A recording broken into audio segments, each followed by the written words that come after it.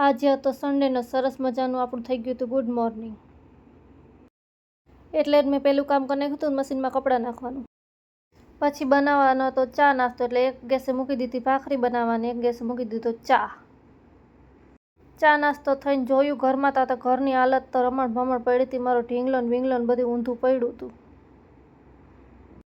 પછી આવી ગયા રસોડામાં, પણ રસોડાની હાલત પણ એવી ને એવી પડી હતી. આપણે કરશું સરખું એ બધું જોઈ લીધું તો મશીનમાંથી કપડાં પણ નીકળી ગયા અને મેં સૂકવી દીધો સરસ મજાના રેલિંગ ઉપર.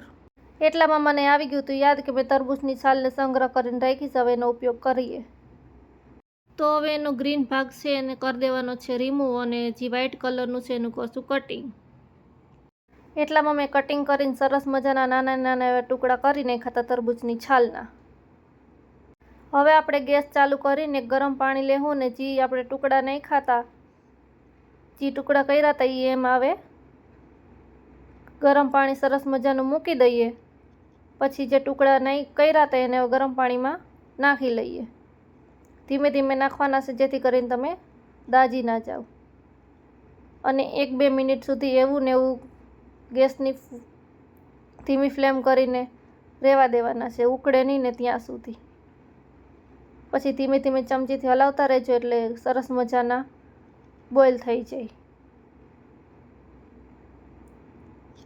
ને જો થઈ ગયા અને હવે આપણે એને ઉતારી લઈએ ને એનું બધું જે પાણી છે એને એક તરફ કરી દઈએ અને ટુકડાને પણ અલગ રીતે કરી લઈએ. ધ્યાન રાખજો કે ગરમ પાણી હાથમાં ઉડે નહીં ને ખવટા દાજી ના જવાય, એટલે ધ્યાન રાખવું વધુ સારું છે. હું તો 1-2 વાર દાજી ગઈ હતી, પણ હવે કંઈક કરવું જ, કંઈક પામવા માટે કંઈક તો ગુમાવવું પડે. એટલે હવે એને કાઢી લઈએ સરસ મજાના.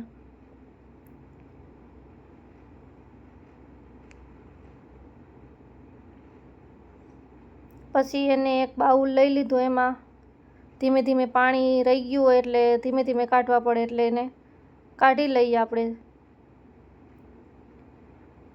પછી એને કરી દેવાનું છે સાઈડમાં અને પાછું એમાં પાણી નાખીને ગેસ ઉપર મૂકી દઈએ. હવે આપણે એ ગરમ પાણી લીધું છે એની બનાવશું સરસ મજાની એવી ચાસણી. તો હવે આપણે જે ટુકડા લીધા છે એને નાખી દઈએ અને હવે એ ઉકળી જાય એટલે નાખી દઈશું. જો સરસ મજાનું એવું આપણું ઉકળી ગયું છે અને હવે આપણે એમાં નાખી દઈશું ખાંડ. જેટલું તમે મીઠું ખાતા હોય એટલું જ ખાંડ નાખજો. પછી વધારે ગળ્યું થઈ જાય તો ભાવશે નહીં, પણ મને તો ગળ્યું ભાવે છે એટલે મેં થોડીક વધારે ખાંડ નાખી છે એમાં. અને સરસ મજાનું ઉકળવા દઈએ ને, કેમ કે ચાસણી લેવાની છે આપણે. અને જો સરસ મજાનું થઈ ગયું આપણું, પછી એક પ્લેટ વળી અને પાછું ઢાંકી દઈએ કે ચાસણી છે એ થોડી ઘટ ના થઈ જાય. પછી જો આના બધા એના વાસણ બગડ્યા છે એ તમારે કરવાના જ છે, તો હવે એ કરી નાખીએ. અને પ્લેટફોર્મને જો સરસ મજાનું પાછું એવું બધું હતું એવું ને એવું કરી દીધું. હોલને કચરા પોતા એ બધું કરી લીધું. અને હવે એટલામાં આપણી આ સરસ મજાની ચાસણી હતી એની થઈ ગઈ હતી, એટલે હવે આપણે એને કાઢીને પાણી કરી દઈએ સાઈડમાં. અને બાકી રહેલું છે બધું ચાસણી 3 સાઈડમાં કરી દેવાની, કેમ કે એનું તો આપણે કંઈ કામ છે જ નહીં.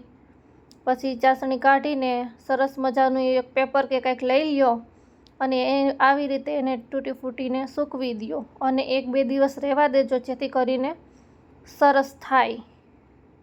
મેં તો આવી બનાવી છે, તમે કેવી બનાવો. પછી નાહી ધોઈને સરસ મજાના થઈ ગયા હતા રેડી, કેમ કે હવે કરવાનો હતો વિડીયો શૂટ.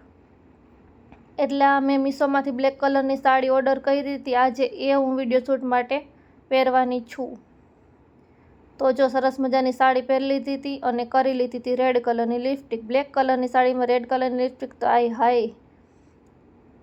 અને પહેરી લીધા કાનના એરિંગ્સ, કેમ કે મને મોટા એરિંગ્સ જ ગમે. પછી આઈ શેડો લઈ લીધો તો હવે આંખ ઉપર અપ્લાય કરી દેશું. અને કાજલ મને બહુ ગમે પણ શૂટ કરતું નથી. અને જો આ મારું ફાઇનલી લુક હતું. તમને કેવું લાગ્યું કહેજો જરૂરથી. જો અને આ સાડી બહુ જ મસ્ત છે. આવો જ બ્લોગ જોવા માટે ચેનલને કરજો સબસ્ક્રાઈબ.